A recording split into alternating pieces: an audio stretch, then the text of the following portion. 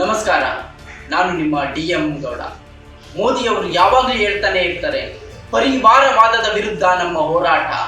ಪ್ರಜಾಪ್ರಭುತ್ವ ವ್ಯವಸ್ಥೆಗೆ ಪರಿವಾರವಾದ ಬಹುದೊಡ್ಡ ಮಾರಕ. ಈ ಮಾರಕದ ವಿರುದ್ಧ ಅವಕಾಶ ಸಿಕ್ಕಾಗಲೆಲ್ಲ ನೆಹರು ಗಾಂಧಿ ಕುಟುಂಬವನ್ನು ಉದಾಹರಣೆಯಾಗಿ ತೋರಿಸುತ್ತಾ ಈ ದೇಶವನ್ನು ಪರಿವಾರವಾದ ಹೆಕ್ಕಿ ತಿನ್ನುತ್ತಿದೆ, ಪ್ರಜಾಪ್ರಭುತ್ವ ವ್ಯವಸ್ಥೆಗೆ ಬಹುದೊಡ್ಡ ಮಾರಕ ಎಂದು ಮಾತನಾಡುತ್ತಿದ್ದಂತಹ ಪ್ರಧಾನಿ ನರೇಂದ್ರ ಮೋದಿ ಅವರು ಇಂದು ತಮ್ಮ ಬುಡದ ಕೆಳಗಡೆ ಇರ್ತಕ್ಕಂತಹ ಪರಿವಾರವಾದದ ಬಗ್ಗೆ ಎಂದೂ ಕೂಡ ಮಾತನಾಡಲಿಲ್ಲ. ಇದು ನರೇಂದ್ರ ಮೋದಿ ಅವರ ಇಬ್ಬಗೆಯ ನೀತಿಗೆ ಹಿಡಿದ ಕೈಗನ್ನಡಿ.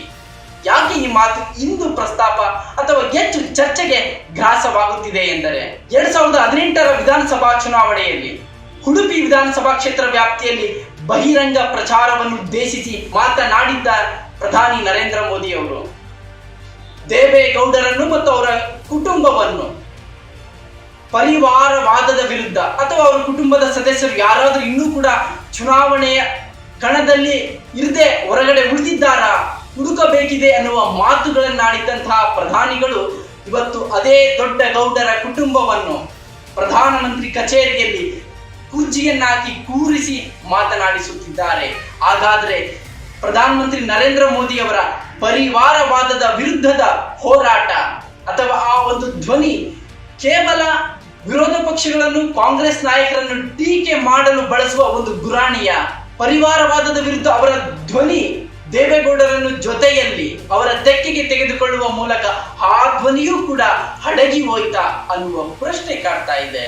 ಹಾಗಾದ್ರೆ ದೇವೇಗೌಡರ ಪರಿವಾರವಾದವಾದರೂ ಇರೋದಾದ್ರೂ ಹೇಗೆ? ಅವರಲ್ಲಿ ಒಟ್ಟು 5 ಕೋಟಗಳಿವೆ. ಒಂದು ಮಕ್ಕಳ ಕೋಟ, ಎರಡನೇದು ಮೊಮ್ಮಕ್ಕಳ ಕೋಟ, ಮೂರನೆಯದು ಸೊಸೆಯಂದಿರ ಕೋಟ, ನಾಲ್ಕನೆಯದು ಬೀಗರ ಕೋಟ, ಐದನೆಯದು ಅಳಿಯಂದಿರ ಕೋಟ. ಹೌದು, ಮಕ್ಕಳ ಕೋಟದಲ್ಲಿ ಮಾಜಿ ಮುಖ್ಯಮಂತ್ರಿ ಚನ್ನಪಟ್ಟಣ ವಿಧಾನಸಭಾ ಕ್ಷೇತ್ರದಿಂದ HD ಕುಮಾರಸ್ವಾಮಿ ಅವರು ಶಾಸಕರಾಗಿ ಆಯ್ಕೆಯಾಗಿದ್ದಾರೆ. ಮತ್ತೊಬ್ಬ ಹಿರಿಯ ಪುತ್ರ ಹೊಳೆನರಸೀಪುರ ವಿಧಾನಸಭಾ ಕ್ಷೇತ್ರದಿಂದ JDS ಪಕ್ಷದಿಂದ ಶಾಸಕರಾಗಿ ಆಯ್ಕೆಯಾಗಿದ್ದಾರೆ.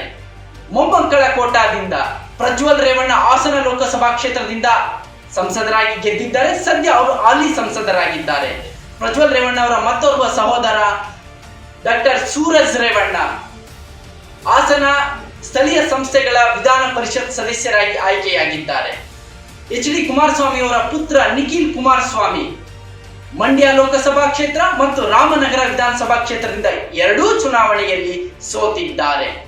ಸೊಸೆಯಂದಿರ ಕೋಟ HD ಕುಮಾರಸ್ವಾಮಿ ಅವರ ಪತ್ನಿ ಅನಿತಾ ಕುಮಾರಸ್ವಾಮಿ ಅವರು 2008ರ ಮಧುಗಿರಿ ವಿಧಾನಸಭಾ ಕ್ಷೇತ್ರದಲ್ಲಿ ಸ್ಪರ್ಧಿಸಿದ್ದರು, ಗೆದ್ದರು. ಅದಾದ ನಂತರ ಚನ್ನಪಟ್ಟಣ ವಿಧಾನಸಭಾ ಕ್ಷೇತ್ರದಿಂದ ಅವರು 2ನೇ ಬಾರಿ ವಿಧಾನಸಭೆಯ ಸದಸ್ಯರಾಗಿ ಆಯ್ಕೆಯಾಗಿದ್ದಾರೆ. ಮತ್ತೋರ್ವ ಸೊಸೆ ಭವಾನಿ ರೇವಣ್ಣ ಹಾಸನ ಜಿಲ್ಲಾ ಪಂಚಾಯಿತಿ ಸದಸ್ಯರಾಗಿ ಆಯ್ಕೆಯಾಗಿದ್ದರು.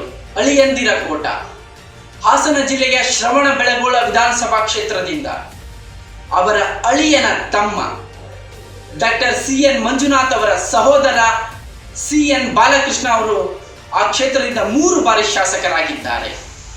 ಈಗ ಬಿಜೆಪಿ ಅಭ್ಯರ್ಥಿಯಾಗಿ ಬೆಂಗಳೂರು ಗ್ರಾಮೀಣ ಲೋಕಸಭಾ ಕ್ಷೇತ್ರದಿಂದ ದೇವೇಗೌಡರ ಅಳಿಯ ಡಾಕ್ಟರ್ CN ಮಂಜುನಾಥ್ ಸ್ಪರ್ಧಿಸುತ್ತಿದ್ದಾರೆ. ಬೀಗರ ಕೋಟ, ಈ ಕೋಟಾದಿಂದ ಕಳೆದ ವಿಧಾನಸಭಾ ಚುನಾವಣೆಯಲ್ಲಿ ನಿವೃತ್ತ ಕುಲಪತಿ ಪ್ರೊಫೆಸರ್ ರಂಗಪ್ಪ ಇವರು ಚಾಮರಾಜ ವಿಧಾನಸಭಾ ಕ್ಷೇತ್ರದಿಂದ JDS ಅಭ್ಯರ್ಥಿಯಾಗಿ ಸ್ಪರ್ಧಿಸಿದ್ದರು, ಸೋತರು.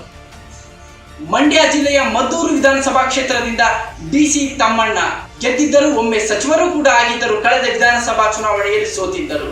ಮೋದಿ ಅವರು ಹೇಳುತ್ತಿದ್ದಂತಹ ಪರಿವಾರವಾದಕ್ಕೆ HD ದೇವೇಗೌಡರ ಬಹುದೊಡ್ಡ ಪರಿವಾರ ಸೇರುವ ಮೂಲಕ ಕರ್ನಾಟಕದ 28 ಲೋಕಸಭಾ ಕ್ಷೇತ್ರಗಳಲ್ಲಿ JDS ನಿಂದ HD ದೇವೇಗೌಡರ ಕುಟುಂಬದ ಸದಸ್ಯರು ಎಷ್ಟು ಜನ ಸ್ಪರ್ಧಿಸುತ್ತಾರೆ, ಜೊತೆಗೆ ಬಿಜೆಪಿಯ BS ಯಡಿಯೂರಪ್ಪ ಕುಟುಂಬ ಆಗಿರ್ಬೋದು, ಶಶಿಕಲಾ ಜೊಲ್ಲೆ ಕುಟುಂಬ ಆಗಿರ್ಬೋದು, ಮತ್ತು ಬೆಂಗಳೂರಿನ ಹಲವು ಶಾಸಕರು ತಮ್ಮ ಅಣ್ಣನ ಮಕ್ಕಳಿಗೆ ಮತ್ತು ತಮ್ಮನ ಮಕ್ಕಳಿಗೆ ಟಿಕೆಟ್ ಕೊಡಿಸಲು ಹಲವು ಶತ ಪ್ರಯತ್ನಗಳನ್ನ ಮಾಡ್ತಾ ಇದ್ದಾರೆ. ಇದೆಲ್ಲದರ ಹೊರತಾಗಿಯೂ ಕೂಡ ಪರಿವಾರವಾದಕ್ಕೆ ತದ್ವಿರುದ್ಧವೆಂಬಂತೆ ರಾಜಕಾರಣ ಮಾಡುತ್ತೇವೆ ಎಂದು ಭಾಷಣಗಳಲ್ಲಿ ಮಾತನಾಡುವ ಭಾರತೀಯ ಜನತಾ ಪಕ್ಷ ಹೇಳುವುದು ಒಂದು ಮಾಡುವುದು ಮತ್ತೊಂದು ಎನ್ನುವಂತೆ ಪರಿವಾರವಾದದ ಜೋಕಾಲಿಯಲ್ಲಿ ಬಿಜೆಪಿ ಪಕ್ಷವು ಕೂಡ ತೇಲಾಡುತ್ತಿರುವುದು ಪ್ರಜಾಪ್ರಭುತ್ವ ವ್ಯವಸ್ಥೆಗೆ ಮಾರಕನ ಪೂರಕನ ಎನ್ನುವುದು ಈ ದೇಶದ ಜನ ನಿರ್ಧರಿಸಲಿದ್ದಾರೆ.